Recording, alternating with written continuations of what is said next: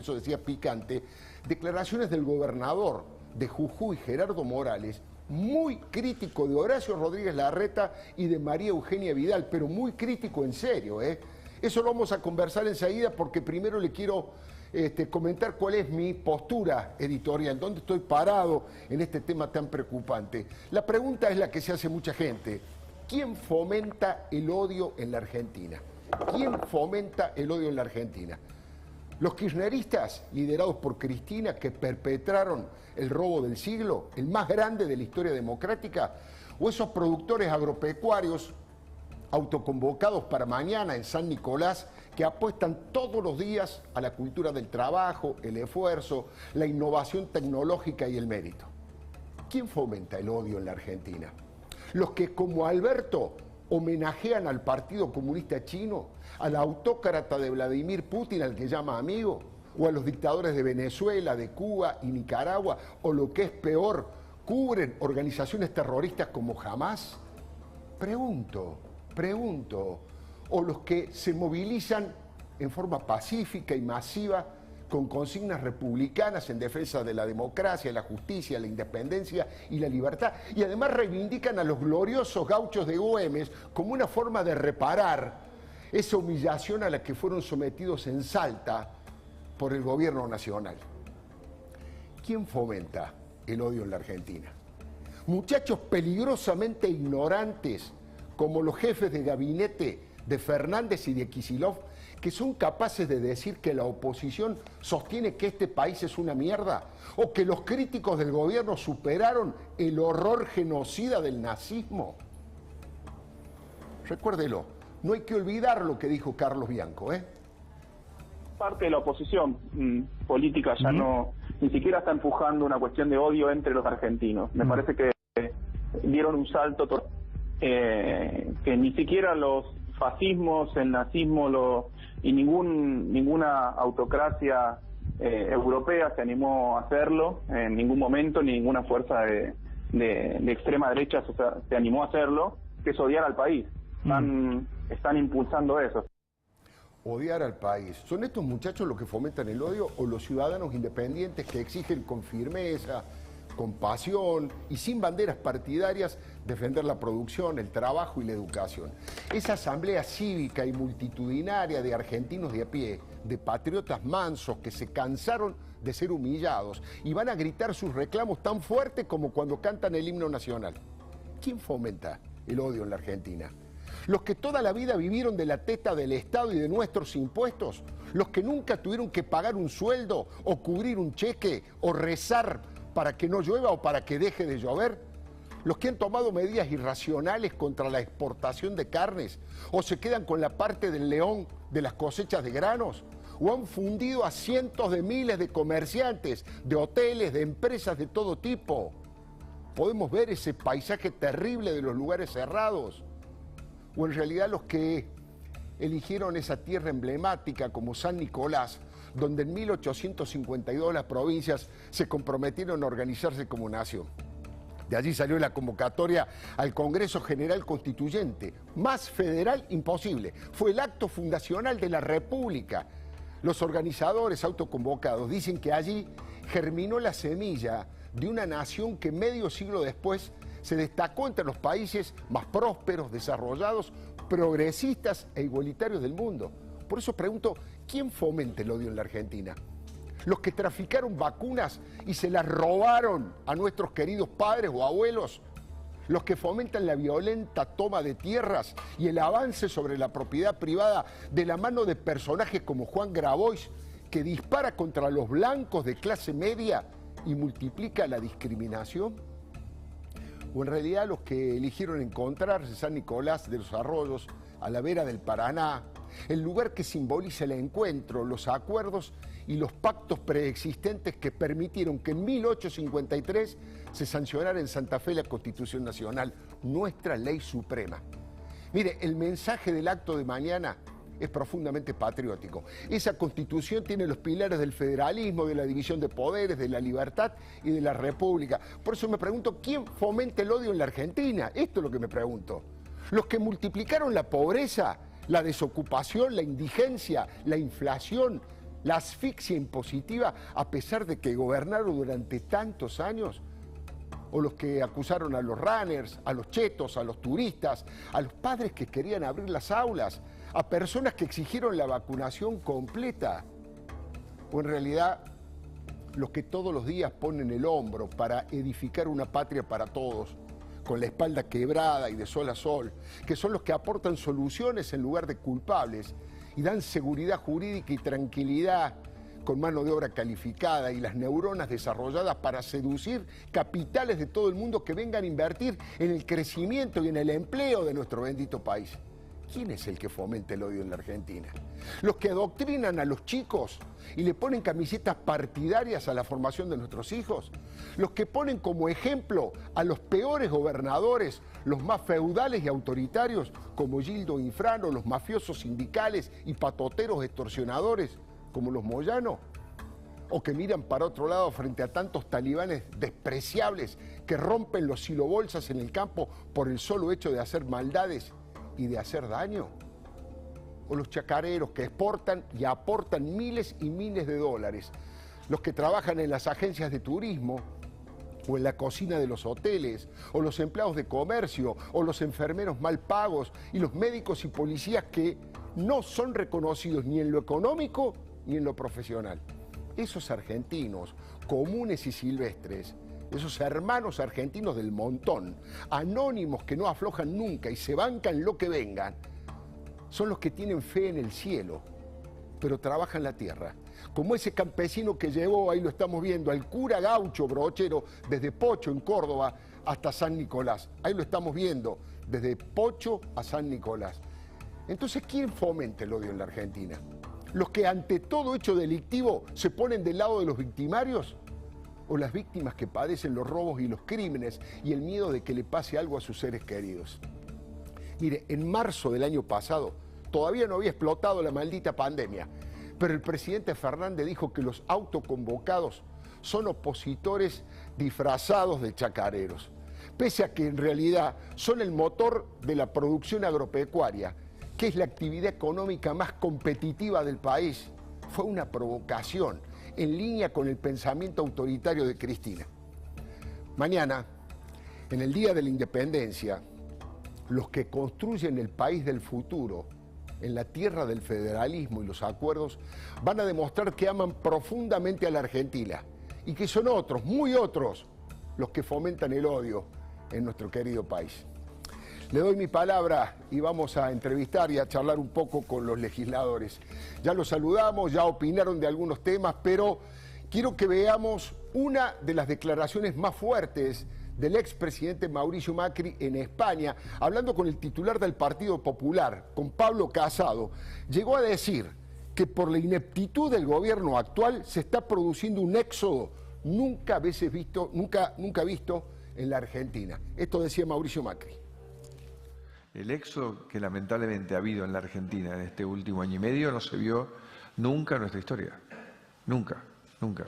Toda la gente que puede emprender, que está capacitada, profesionalizada por alguna manera, una parte importante de toda esa gente ha decidido emprender su vida en otro lugar porque siente que este modelo de atropello, de no reglas, pone en riesgo que sus hijos tengan futuro. Entonces, bueno, es un tema tremendo, ¿no? Porque uno va escuchando todos los días que un amigo, que los hijos, que un pariente lejano le avisó que se quieren ir, que están buscando qué hacer, que se le fue un hijo, que se le fue otro familiar. Le pregunto al diputado Waldo Wolf y al diputado Luciano Laspina, ¿qué significa esto? Yo no lo había registrado, pero pensándolo bien, ¿es cierto que estás habiendo una salida de la Argentina? Yo no sé si tiene demasiados antecedentes. Diputado Wolf, ¿por qué está pasando eso?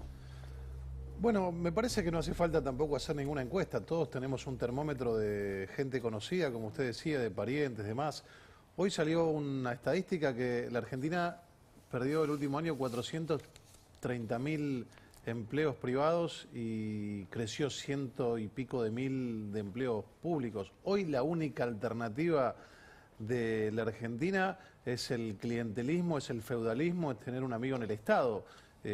Los que venimos de la actividad privada sabemos que más allá de que hacen publicidad con alguna empresa que tiene cautiva al gobierno, nadie está dando trabajo en la Argentina. Ayer yo escuchaba al ministro de Trabajo diciendo que tampoco tienen pensado modificar el sistema laboral, que es arcaico, que no contempla toda una serie de profesiones y un mundo nuevo. Así que el expresidente Mauricio Macri no hace otra cosa que decir lo que todos hablamos en nuestras casas, lo que todos vemos, lo que sabemos, los que tenemos hijos jóvenes y escuchamos a los amigos y percibimos andando en la calle, una negación que el kirchnerismo la pone de manifiesto, incluso criticándonos, por decir la verdad, ¿no? Decir que nosotros no queremos la patria. Claro. Con un tema que, bueno, si quiero lo hablamos después, esa característica que tienen de decir quién es la patria y quién no. Si miran un poquito de historia y van a la década del 30, Europa, se van a mirar un espejo, ¿no? Muy triste. El diputado Luciano Laspire es economista, es presidente de la Comisión de Presupuesto y Hacienda. Entonces aprovecho para que me cuente cuáles son a su criterio, diputado, los principales datos económicos que soportan esta afirmación y si usted además ya como dirigente político, como ciudadano, registra otro tipo de motivaciones en la gente, además de la económica, para irse del país. Sí, como decía Waldo, cuando uno mira el empleo privado en la Argentina, desde el año 2011 está prácticamente estancado, hoy está 4% abajo de lo que estaba a principios del año 2012. Esto quiere decir que prácticamente, como decía Waldo, la única fuente de creación de empleo en la Argentina es a través de un empleo privado y eso desmotiva a un montón de jóvenes que tienen la esperanza de construir una empresa o de encontrar un empleo digno o de poder progresar en la Argentina. Y esto ha llevado obviamente a una gran decepción de la juventud, que se ve en las encuestas, y esto preocupa mucho al gobierno. Hay una enorme decepción de los grupos etarios más jóvenes en la Argentina respecto al gobierno, digamos, ¿no? Que tiene una imagen muy negativa del gobierno, entre otras cosas porque ve a un gobierno que lo único que hace es prohibir, que atenta contra la libertad, no solo de exportar carne, sino incluso de devolver del país a aquel que por alguna razón decidió irse, y ve un país en franco retroceso, que tiene discusiones que atrasan 50 años, que nos quiere poner en estas antinomias de patria, antipatria, buenos y malos permanentemente, y ve un gobierno con una ineficacia muy grande que no genera ningún tipo de expectativas y, por supuesto, ve a los que toman decisiones de inversión en empleo yéndose del país. Claro. Y esto desde ya está de alguna forma empezando a derramar a la clase media y después a los jóvenes y por último a los trabajadores. De a poco es lo que pasó en Venezuela. No digo que nosotros estemos en Venezuela. No, pero entiendo. Digo que fue un proceso que empezó de esta forma y después se aceleró en la medida que no le pongamos un freno al kirchnerismo. Recién decía que lo escuchamos al presidente hablando de un éxodo de argentinos casi infrecuente en la historia argentina y estoy de acuerdo. En esto no tengo mis dudas porque es una conjetura política difícil de probar. Pero ha dicho Mauricio Macri que Alberto Fernández va a ser el último gobernante populista de la historia argentina. Lo decía así esta mañana en Madrid. Creo que la Argentina va a entrar, y estoy convencido, en la elección de noviembre a una etapa nueva, porque tal vez uno de los países donde primero comenzó el populismo en el mundo sea el primero en deshacerse del populismo. Entonces yo creo que este va a ser el último gobierno populista de nuestra historia, que en el colapso, en la puesta en evidencia de la ineptitud, porque mucho se ha hablado siempre de la corrupción en el populismo. Y se ha perdido el foco, que lo peor, siendo ya muy malo el tema de la corrupción, pero lo peor es la ineptitud, ¿no? La destrucción de recursos sistemáticamente en función de un efímero presente que hipoteca el futuro. Bueno, decía que en esto tengo mis dudas, pero le quiero preguntar a los diputados nacionales. Yo no veo al populismo tan debilitado. Yo veo que en la provincia de Buenos Aires en general, en el conurbano en particular, en las provincias del norte, el kirchnerismo barra peronismo en todos sus matices, si está unido, sigue teniendo mucha potencia. ¿Cómo la ve usted, diputado Wolf, a estas elecciones que se vienen? ¿Usted cree que la coalición opositora puede triunfar, conseguir más diputados, sacar mayor cantidad de votos? Mire, yo cuando estoy nadando, nado, no pienso. Y hoy la Argentina está cerca de ahogarse en su sistema democrático, institucional, republicano, con independencia de poderes, con alternancia, con meritocracia. Hemos hablado con el expresidente Macri este tema. Yo lo que Lo que coincido es que estamos ante una batalla final. La diputada Los Penato hablaba el otro día de un libro que habla de que cuando los populismos logran mayor cantidad de masa clientelar que la masa independiente, es lo que pasa en Formosa, por ejemplo, Seguro. que hace 25 años que está Infran, porque tiene un 70% de empleados públicos y el 95% de su presupuesto es la coparticipación. Ahí colapsa el sistema democrático, se hacen de las instituciones y es lo que pasa en Venezuela, como readaptaron las distintas circunscripciones que tenían pocos votantes, le pusieron menos electores, a las que tenían más votantes, más electores. Así que yo le daría una vuelta de tuerca a lo que dice el presidente. Esta es la batalla final, por eso usted hablaba antes de que mañana se van a juntar en todos los rincones de la República. Este es un programa que tiene mucho rating. Nosotros no vamos a ir porque pidieron los organizadores que no querían presencia partidaria, pero estamos con el corazón. Se van a tener que involucrar, aunque no quieran, aunque no nos guste la política, porque vienen por nosotros. Es como decía aquel famoso poema de un filósofo alemán. Atribuido a Bertolt Brecht, sí, pero sí, no era en realidad se le adjudica a Bertolt Brecht, pero no es de él. Primero fueron por los comunistas y yo no era comunista, después fueron por los judíos, yo no era judío. Digo, están yendo por todo. Cuando uno ve que a una empresa le cercan la planta, usted la tuvo estos días a Florencia Arieto hablando de lo que hacía Moyano. Sí. Cuando uno ve que el expresidente Macri presenta una oferta para pagar el 100% de la deuda y van por él, cuando ve que van por las prepagas, cuando ve que van por la hidrovía, van por todo. Entonces, estamos ante una batalla final y yo soy muy optimista, creo en nuestro pueblo, creo en la esencia libertaria, democrática y republicana de nuestro país. Diputado Laspina, le pregunto en general, pero específicamente en la provincia de Santa Fe, donde, bueno, le ha costado mucho a la coalición opositora a nivel nacional y el peronismo tiene una historia muy fuerte de gobierno, de hecho ahora están gobernando la provincia. Sí, efectivamente, Santa Fe es una provincia que tiene básicamente tres fuerzas a nivel provincial con el socialismo y el peronismo, pero que en la última elección ganó Juntos por el Cambio, en la elección del año 2019. De modo tal que creo yo que es una provincia básicamente productiva, que apuesta a la inversión, al empleo privado, que es la antítesis del modelo Formosa. Yo cuando miro la Argentina trato de entender, veo como tres Argentinas paradigmáticas: Formosa, el clientelismo del Estado; el conurbano bonaerense, que es el clientelismo de los punteros del PJ, asistiendo a la gente que se cae en la pobreza y la marginalidad; y Santa Fe, que es el corazón productivo de la Argentina, los puertos, la exportación, y la Argentina que todos queremos ser, esa Argentina de clase media, que es la que hoy está totalmente decepcionada. Creo yo que lo que está planteando el expresidente Macri es que por primera vez esta es la cuarta administración kirchnerista, les toca administrar un populismo distribucionista sin recursos. Claro. Han manoteado ya todas las cajas que había. El año pasado dieron el manotazo a la emisión de pesos. Ya no hay más fondos en la ANSES como se aprovecharon, las reservas del Banco Central como se habían vaciado hasta el año 2015, y creo que esto lo pone al gobierno ante la inminencia de una crisis económica y creo yo ante un duro aprendizaje que vamos a tener los argentinos que atravesar para saber que este no es el camino, que el camino es poner en marcha la rueda del crecimiento del empleo privado, que es la antítesis, si usted mira, de lo que es el modelo kirchnerista, que es básicamente ahogar al sector privado, ahogar el empleo privado para maximizar el asistencialismo y el empleo público subsidiado, lo cual lleva a más impuestos y a más ahogo del sector privado. De ese círculo vicioso que entró a la Argentina hace más de 10 años, que es la que condena a una estabilidad, a una caída secular del empleo privado en la Argentina, es de lo que tenemos que romper definitivamente. Y los argentinos tenemos que decir basta a ese modelo kirchnerista y poner en marcha el modelo de la producción y el empleo. Y este es el enorme desafío que tiene toda la clase política, no solo Juntos por el Cambio, sino también sectores importantes del peronismo que hoy están rehenes, cautivos de ese kirchnerismo que los lleva a una discusión que atrasa 50 años.